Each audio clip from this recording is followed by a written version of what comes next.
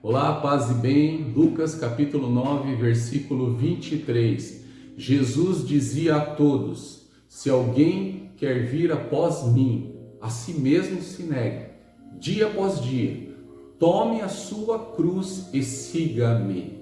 Hoje nós vamos meditar um pouquinho nessa dimensão do tomar a cruz. O que Jesus quer dizer quando ele nos convida dizendo: tome a sua cruz. A primeira coisa que nós devemos considerar, portanto, a primeira dimensão aplicativa da cruz de Cristo na vida do discípulo é aquilo que Paulo nos diz em Gálatas, capítulo 2, versículo 19. Ele se apresenta assim: estou crucificado com Cristo. Olha que lindo isso. Cada discípulo está morto com Cristo. O chamado a tomar a cruz traz consigo algumas aplicações na existência do discípulo. E a primeira é essa, que tem a ver com a nossa salvação.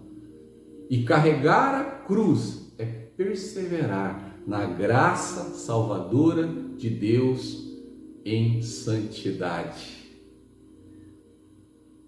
Cristo nos substituiu na cruz.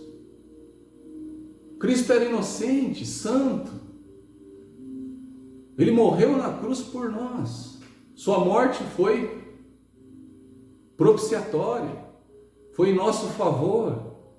Na carne crucificada de Jesus estava a minha carne pecadora, para que o meu velho homem fosse morto com ele.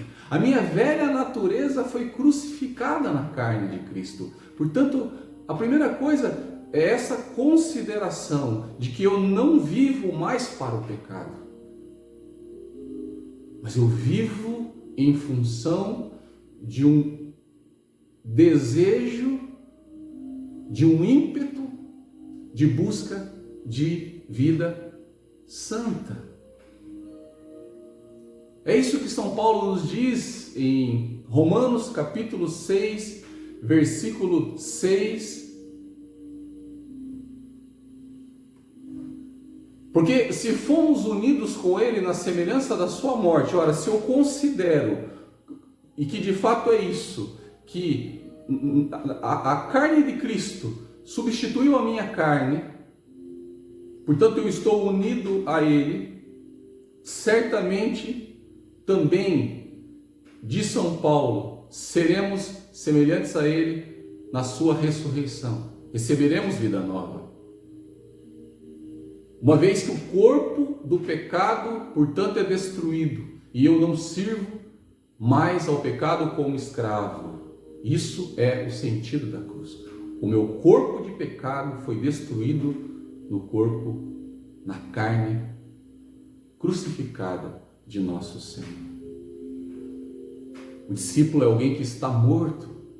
Ele considera-se morto, morto para os desejos egoístas do eu pecado, morto para as seduções deste mundo de pecados. Portanto, a vida do discípulo é uma vida de constante mortificação, porque toda vida de renúncia do pecado é uma vida de mortificação. Tomar a cruz é mortificação. Portanto, a primeira coisa é essa: o meu velho homem foi crucificado com Cristo, portanto eu não posso mais viver segundo as más paixões da minha velha natureza. E eu, portanto, sou alguém que luta contra as minhas fraquezas, os meus instintos de pecado. A segunda dimensão da cruz a ser aplicada na vida do fiel tem a ver com Gálatas, capítulo 2, versículo 20. Paulo diz: esse viver que agora tenho na carne, nesse corpo de pecado, nesse corpo tendencioso ao mal, eu vivo pela fé no Filho de Deus, que me amou e a si mesmo se entregou por mim. E se entregou por mim porque me amou. Nós estamos, portanto, aqui nesse ponto, entendendo que o sacrifício de Cristo foi um sacrifício doloroso, mas que tinha no seu pano de fundo um amor profundo dele por seu Pai e dele para conosco. Para Jesus, tomar a cruz foi um ato de amor encandecido, foi um ato de paixão. Fez isso não por si mesmo, mas fez por amor ao Pai e fez porque nos ama. E desejava nos libertar de todas as nossas opressões. Essa segunda dimensão da cruz de Cristo na vida do discípulo, então nós olhamos para Jesus e nós buscamos e desejamos, segundo a ação do Espírito de Deus em nós, este amor encandecido por Deus.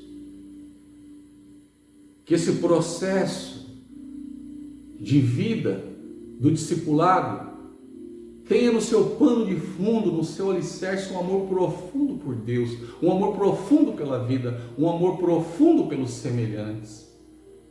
Tal como se diz acerca de Jesus no Evangelho de São João, capítulo 13, versículo 1, preste atenção, antes da festa da Páscoa, sabendo Jesus que chegara a sua hora de passar deste mundo ao Pai, tendo amado os seus que estavam no mundo, tendo amado os seus que estavam no mundo, amou-os até o extremo, amou-os até o fim.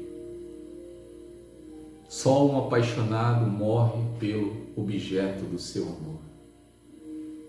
Esse processo de carregar a cruz não pode ser para nós um peso, um fardo. Precisa ser um processo regado pela alegria de ser de Cristo, pelo amor grato a Cristo por tudo que Ele fez por nós e que nós não merecíamos.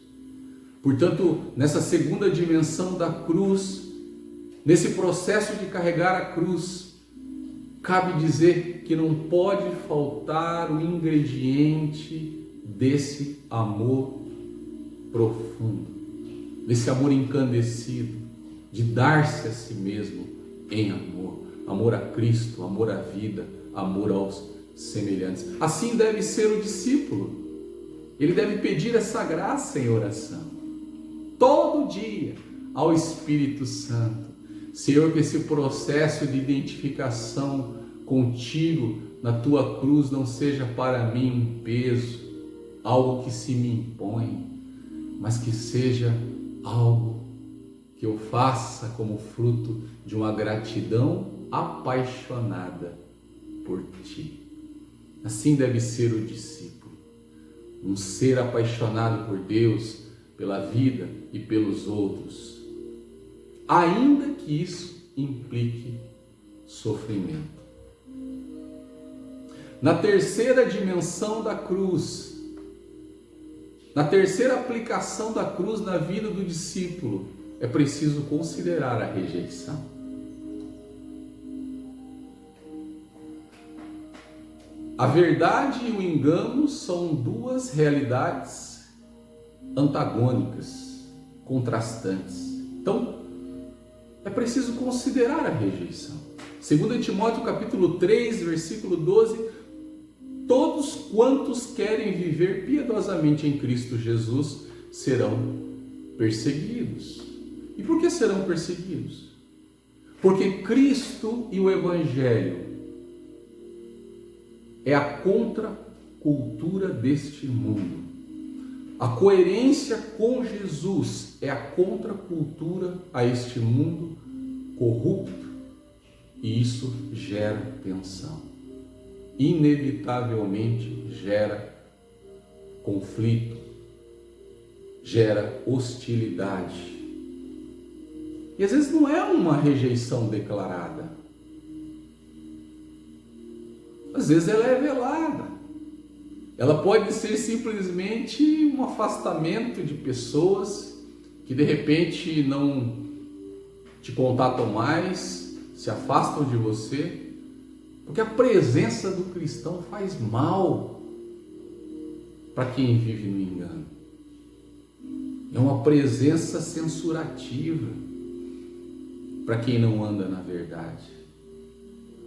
Isso pode acontecer no trabalho, pode acontecer na casa.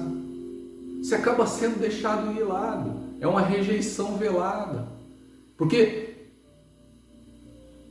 muitas vezes você não compactua mais das mesmas ideias, de frequentar os mesmos ambientes, do mesmo papo, das mesmas atitudes. Então você se transformou como discípulo de Jesus num ser anômalo a este mundo. Você agora está em estado de inadequação a este mundo.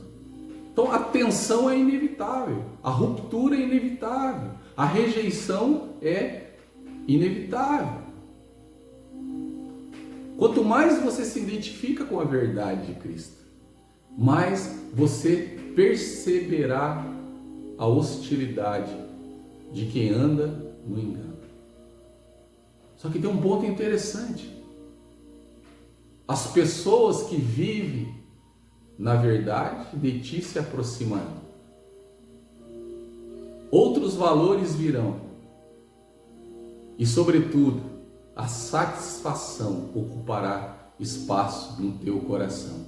Que é essa sensação de que você está no bom caminho, essa certeza de que não há caminho que seja mais satisfatório, mais realizador do que esse caminho com Cristo Jesus. Então nós falamos em 3 dimensões e eu vou falar da 4ª dimensão para a gente finalizar. Na 4ª dimensão da cruz de Cristo a ser vivida pelo discípulo, devemos considerar a profecia de Isaías capítulo 53, falando a respeito de Cristo. Isaías diz: Ele levou sobre si nossas dores, enfermidades, iniquidades e injustiças. Ele levou sobre si algo que não era dele, era nosso. Ele fez isso por nós. Ele nos substituiu na cruz. O escrito de dívida que pesava contra nós era impagável. Ele pagou a nossa conta. Solidarizou-se conosco. Então, essa 4ª dimensão da cruz a ser vivida pelo cristão é essa dimensão da solidariedade. Cristo solidarizou-se com o homem pecador. Foi por nós. E também nós, de igual modo, devemos viver a solidariedade em relação aos irmãos. Como nos diz Gálatas capítulo 6, versículo 20, levai as cargas uns dos outros e assim cumprireis a lei de Cristo. Tomar a cruz também implica a solidariedade do discípulo com seus semelhantes. O cristão é alguém empático. O cristão é alguém solidário, é alguém misericordioso. Hebreus capítulo 13, versículo 3, chorai com os que choram. E mais do que isso, Romanos capítulo 10, versículo 1, chorai com os que não choram. Então essa é a palavra de Deus para essa reflexão. As 4 dimensões da cruz a ser apropriada, a ser vivida na vida do discípulo de nosso Senhor Jesus Cristo. Morte ao pecado Identificar-se com o Cristo morto na cruz. Número 2, viver esse processo com paixão, com amor encandecido por Deus, pela vida e pelos outros. Número 3, nós vimos a questão da rejeição. Viver isso com a certeza consciente de que se está no bom caminho, amando a todos. A dimensão de número 4, que é a dimensão da solidariedade com os semelhantes. Amém? Deus te abençoe.